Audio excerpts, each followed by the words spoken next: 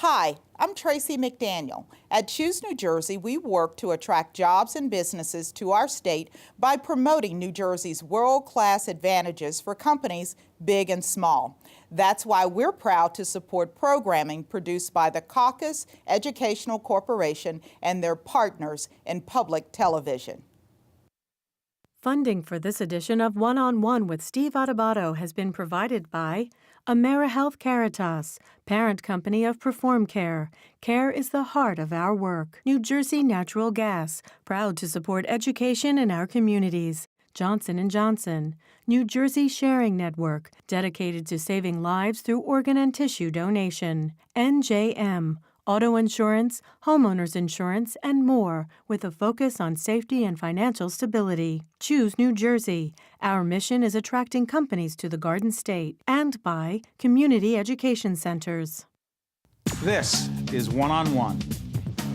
When you first heard that they were doing Charlie Rose and Gayle King, didn't you go, what? People like laughing at others, so I don't mind if the other is me. See, you go right into the character. That's what it is. I'm bringing families together a half an hour each week. Man, I'm doing something special. And so I do feel successful.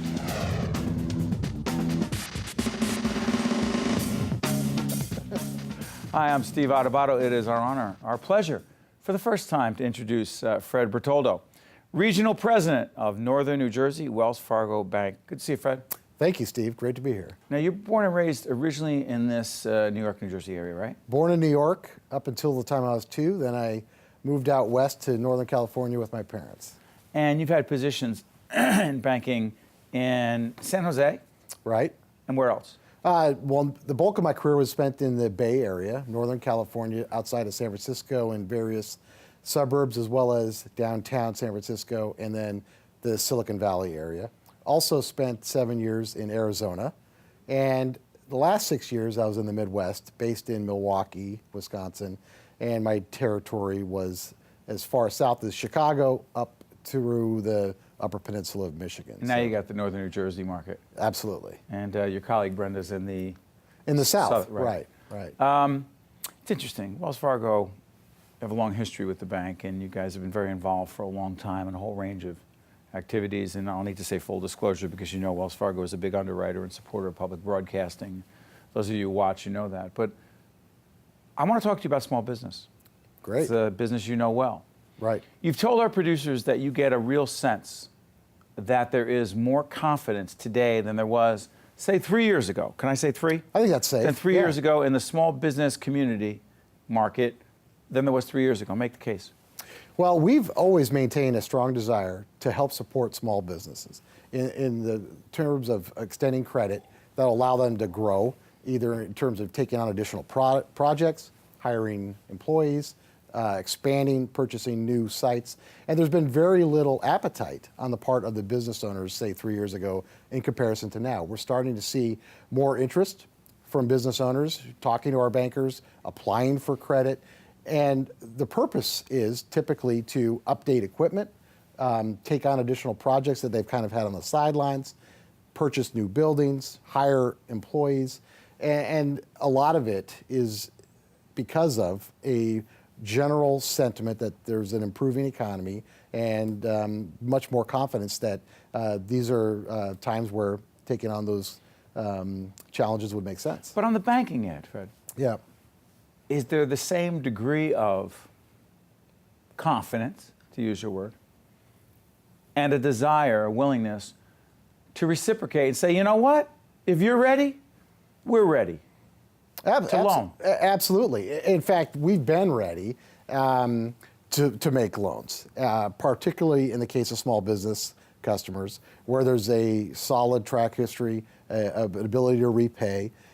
What we haven't seen up to this point, to the same degree, is really the same interest. The demand. The demand from business wasn't customers. there. There really wasn't. What's Wells Fargo Works?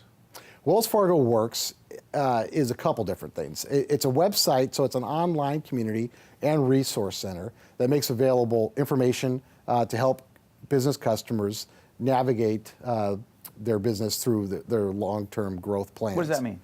Because I think, okay, so they want a loan. They're looking for capital. That's all they want, right? Is it more than that? Well, there's online information. There's also 5 different stories of business owners that have that tell their story of their journey and their financial literacy learnings. So the videos about them? Yes. Okay, right. go ahead. That walks them through how they face certain challenges and were able to succeed and grow their business. And they're real life examples. And there's also an opportunity to learn about specific products and services, self-directed by the business owner. And of course, have access to all of our bankers at any moment's notice. What I'm curious about is, other than capital, access to capital, money, right? Yeah. To grow the business, to buy the equipment, to hire more people, and the kinds of things that businesses do to expand, right? Particularly in these challenging economic times. Fred, what do you find that most businesses, what else are they looking for? I mean, are they looking for business advice, and would you go to a bank for that? Well, I think they're absolutely looking for advice. Oftentimes, business owners are very well versed in how to run their company. And if they make a product, if they provide a service, they make things, sell things, they understand that business. But keeping up with innovation and technology in different platforms that can allow them to grow at a better pace or more efficiently, they may not be as well versed in that. And they do look to bankers to provide guidance, also to understand how their needs continue to evolve and change, keeping up with technology, and what things we're introducing that'll allow them to be more effective in a changing environment. The other thing that's particularly difficult, well, there's a couple of populations. Women, minority businesses, the issue of diversity.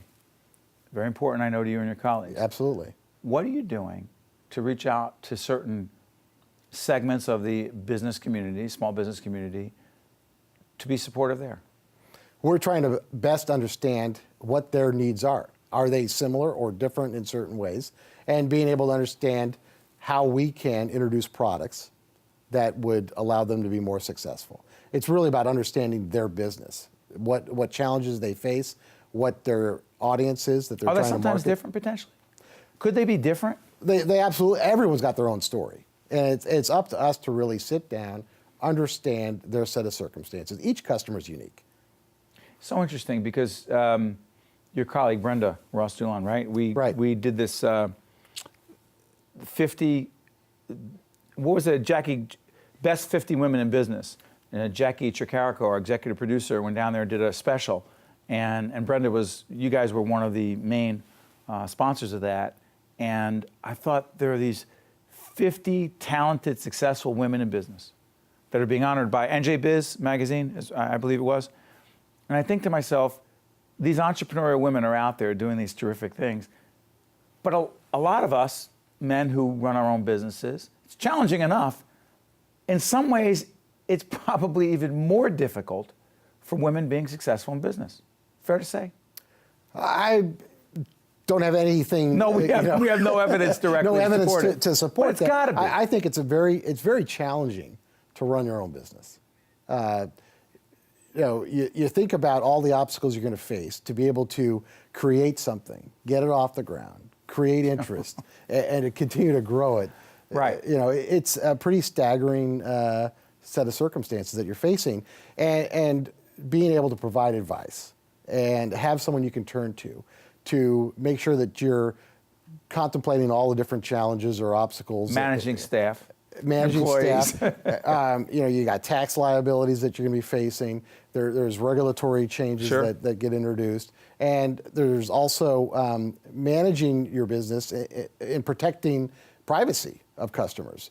Something we take very seriously is the online payments that are processed through our merchant systems, and making sure that we have safeguards in place to protect privacy and allow our business customers to ensure that for their customers. Business is not simple, is it? It's really not. Well, that's what people say. It's simple. It's bottom line. It's black and red. No, not simple. You think about a professional service like a doctor. They've gone through years of formal education and training to perfect their craft.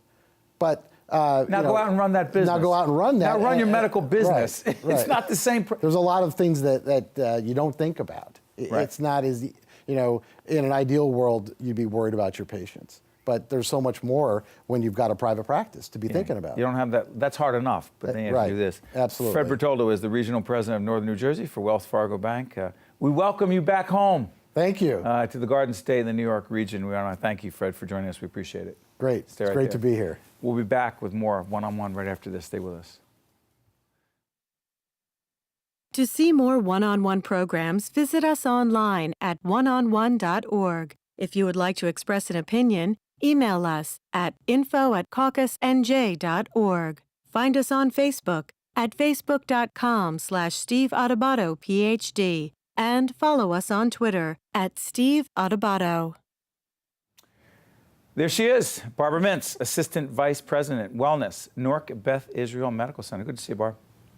Good to be here, Steve. You've been with us many times. We've talked about nutrition and health and the obesity problem with children. Right. Talk to us about the Beth. A couple things going on. Right. You have, and we're going to show some pictures to back this up. What is the Beth Garden? Well, the Beth Garden was a project that we created. It actually started as an indoor farmers market a couple of years ago. We'd partnered with a greenhouse farmer in Orange, Garden State Urban Farms. The woman's name is Lorraine Gibbons. And we just, I think it was the month of December, we just started to bring some greens over to the lobby, our discharge, we call our discharge. Is that what we're looking lobby. at right there? Yeah, there you go. There it is. Looks green to me. Yeah. And it was in the middle of winter. And then I guess the spring of that year, we decided to start moving some of the earth boxes out into an empty lot across the street from the Earth hospital. boxes? Yes, earth boxes. Come on, Barb, what's an earth box? An earth box is a so big box of organic soil that you can plant probably, I would say you can produce at least 50 pounds of food in one box. So we put a bunch of those over in this empty lot, and all of a sudden we had this growing farm. We were able to produce close to 5,000 pounds of food in the 1 year. We actually tied it into our nutrition and wellness education programs that we have at the Beth. One of them is called Kids Fit. Yeah, it's called Kids Fit, right? Kids Fit, right. That addresses the obesity epidemic, pediatric obesity epidemic. And it is an epidemic. It is, and it's worse in places like Newark that don't have access to healthy food, which was why we created the garden to sort of complete that circle. I mean, you can teach people all day long how to eat and what foods to choose, and that fruits and vegetables are good for them, but if you don't provide the access to that food, you're really kind of missing a big piece of the education.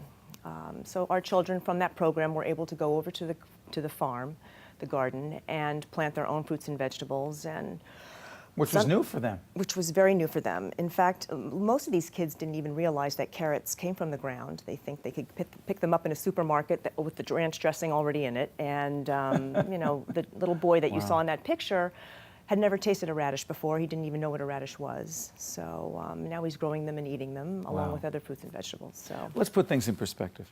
I mean, we've known Barbara for a long time. She's Newark Beth is part of the Barnabas Health system.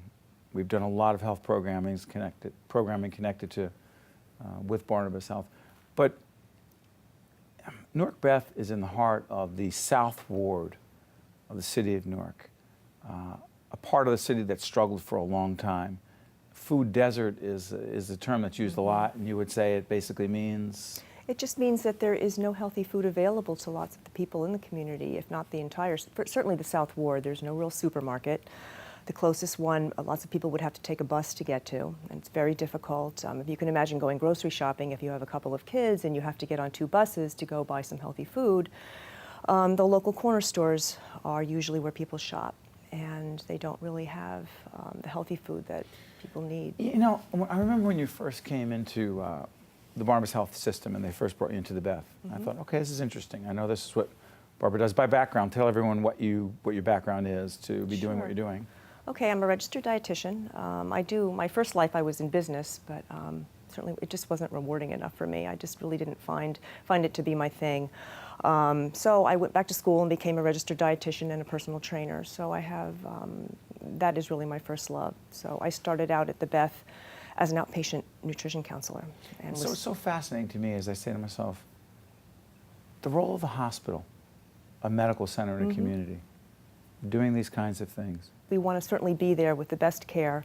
All of Barnabas Health wants to be there with the best care for people that are sick, but to take care of our communities, we really want to make sure that we teach them how to stay healthy and well as well. I mean, as an institution, we have all of this knowledge, we have all of this expertise, our physicians throughout the system, our dietitians, nurses, physical therapists, all can teach people how to stay healthy and well. And the way to do that is to get out in the community and teach them in the very places that they're living their lives, in schools, in churches, building gardens, being able to complete that whole circle of education and access to being able to make a healthy lifestyle change. This is something that the CEO of Barnabas Health, Barry Ostrowski, and John Brennan, Dr. John Brennan, who heads up Newark, Beth, we've talked about this a lot, and it's clearly an organizational mission. Yes. It permeates the entire organization.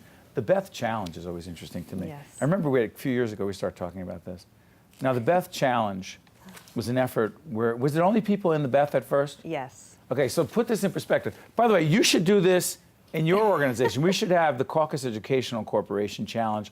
We should have everyone do this, including our terrific team, not just in our control room, but guys on camera, Steve, Kip, John, listen to this challenge because it starts today. We're taping this program in the summer of 2014. Oh, wow, okay. Tell them the challenge and see if the team is ready to take it on. Go ahead. Okey doke. This was the Beth Challenge. It was great. Go ahead. That's right. It started in 2009 just as a sort of Biggest Loser contest. We thought we'd get 50 people joining, and we ended up getting 500. This is employees. And that, after 12 weeks of education and weighing in and holding themselves accountable on the scale and listening to me, helping them make healthier choices in the cafeteria and in their daily lives, we lost 2,000 pounds. 2,000 pounds? Yes. 2,000 employees. And tell everyone about Darryl Terry, who is the Yes. COO of Newark Beth, who is our great friend. Yes. He was the role model. He was. Actually, if it wasn't for him, I don't think this would have taken, it actually went into the community after that, which I'll tell you about in a minute, but Darryl was my first Biggest Loser. And he lost 45 pounds in the challenge, and he has been certainly the wind beneath my wings. I have to say, he is the biggest supporter of all of the efforts that I've done, that we've done in the hospital. He's been a role model. Super role model. In fact, we do have his pictures in the gym now too. So because It is a big deal. Yes, it is really a huge deal. And when your senior management team is behind you, and the employees of the hospital see that they are engaged, then they will become engaged. So, Before I let you go, the Beth Greenhouse, put that in Yes. perspective. well, the next project that we would like to do is build a greenhouse in a lot that's actually next to our behavioral health department, because we want to make this a year-round educational vehicle for the community, for the children, for the seniors. We will be accepting WIC, Senior Farmers Market nutrition vouchers, hopefully SNAP. So it will be an access vehicle as well as an education vehicle. You know, you're one of the largest employers, Barnabas Health, across the state and the nation. What is the message to everybody else watching who says, well, I'm not there, I don't work there, what should I do? Well, you can certainly implement the same programs. They would definitely transcend to other institutions. We did the Beth Challenge in churches. We've done it in City Hall. We did it with the Essex County Executive Offices. Yes. In fact, Cory Booker went against Joe D. Yeah, Joe DiVincenzo, who will be actually taping tomorrow at the county executive.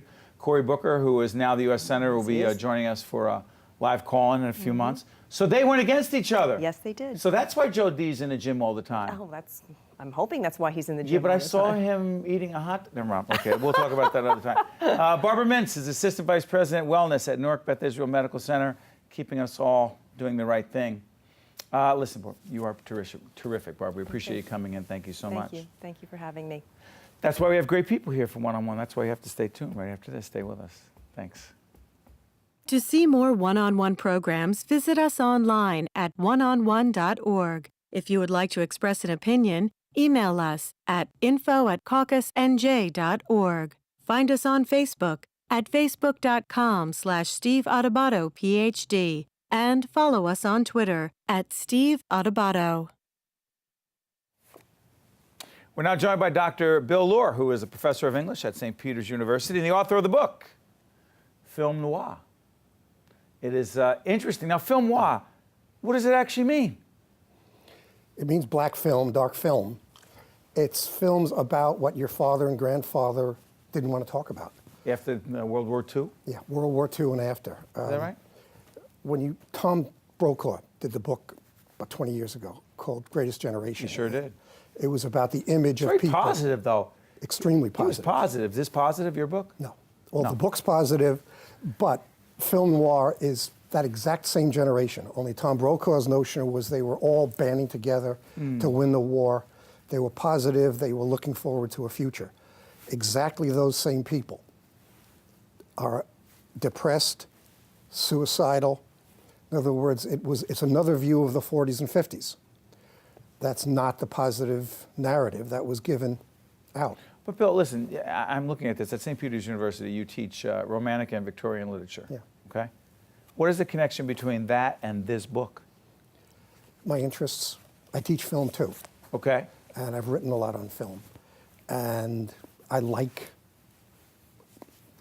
old films. My Right. dad, who grew up in Jersey City, started me on it. Right. What do these films have in common? And by the way, give us a couple of examples. Double so that- Indemnity. Double Indemnity is one of them. Yeah.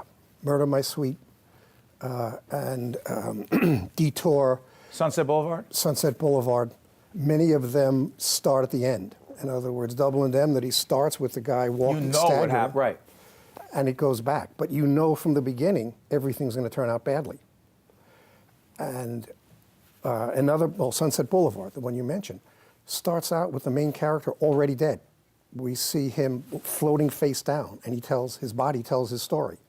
So that in film noir, you know this is not a good storyline. What draws people? Because people like Bill Holden, William Holden were in these, and some other really fabulous actors. John Garfield, yeah. Yes? Yeah. So here's the thing.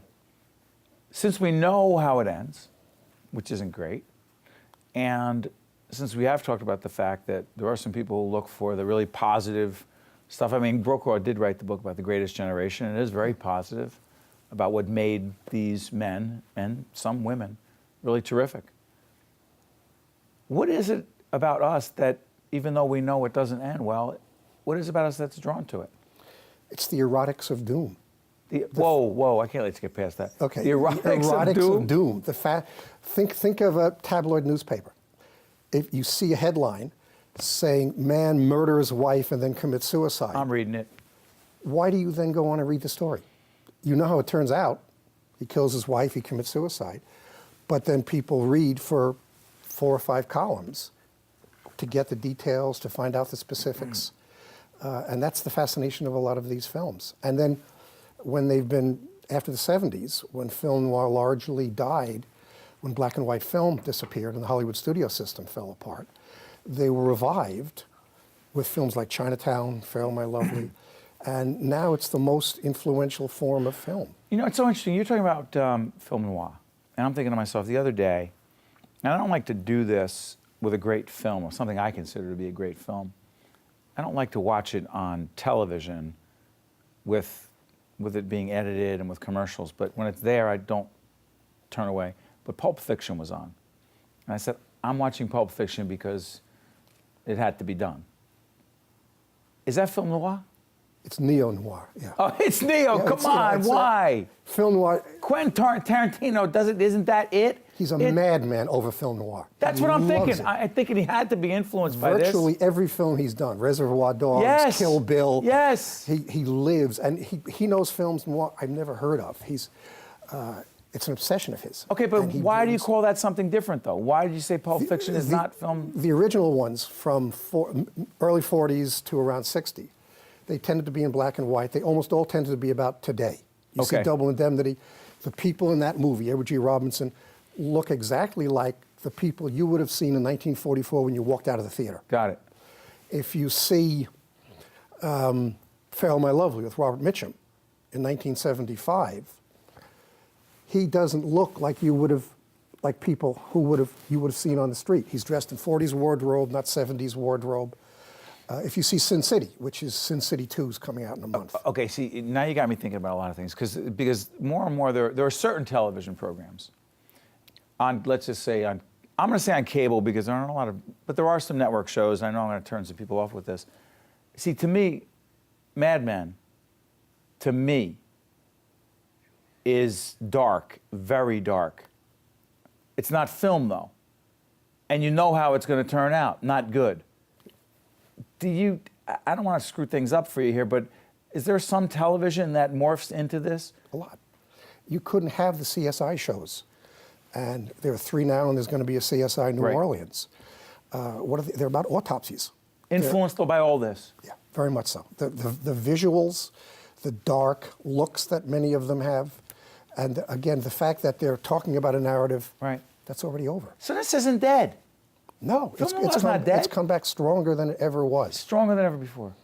I mean, if you see the new Tom Cruise movie, it's Edge of What is it? Tomorrow. I'm not a Tom Cruise guy. What is it, guys? What do you guys? Do you guys watch movies? What do you do? It's in the future. It's in the future. Aliens are attacking Earth. Go ahead. He gets killed. So you know that right away. And he wakes up, and he goes back, and he gets killed again. And it's like a non-comic Groundhog Day. Wow. He relives and relives and relives, and it's about being trapped in your own time. Much of what film noir was about you're doomed. Again, at the very beginning of Double You Indemnity. teach a lot of this at St. Peter's?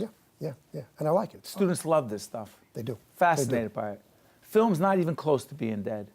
No. The physical film is largely dead because everything's shot in digital now. Right. But the art form. yeah, no, and today students go back and they look at many of these films, and they say, "Wow, look at the way he did that." God, especially ones who are filmmakers themselves. Yeah. Because they're thinking, "Now, I want to do a film about a robbery," and then you'll send them to see a film made in 1947. That's how you shoot him. That's how you shoot him. Dr. Bill Luhr from St. Peter's University, I want to thank you for joining us. Film noir, good stuff. We learned a lot. Thank you so much. Excellent. Enjoy. One-on-One with Steve Adubato has been a production of the Caucus Educational Corporation, celebrating over 25 years of broadcast excellence. Funding for this edition of One-on-One with Steve Adubato has been provided by AmeriHealth Caritas, parent company of Perform Care, New Jersey Natural Gas, proud to support education in our communities, Johnson & Johnson, New Jersey Sharing Network, NJM, Choose New Jersey, and by Community Education Centers. Promotional support provided by The Record, North Jersey's trusted source, and NorthJersey.com, and by Commerce Magazine. Transportation provided by Airbrook Limousine, serving the metropolitan New York, New Jersey area.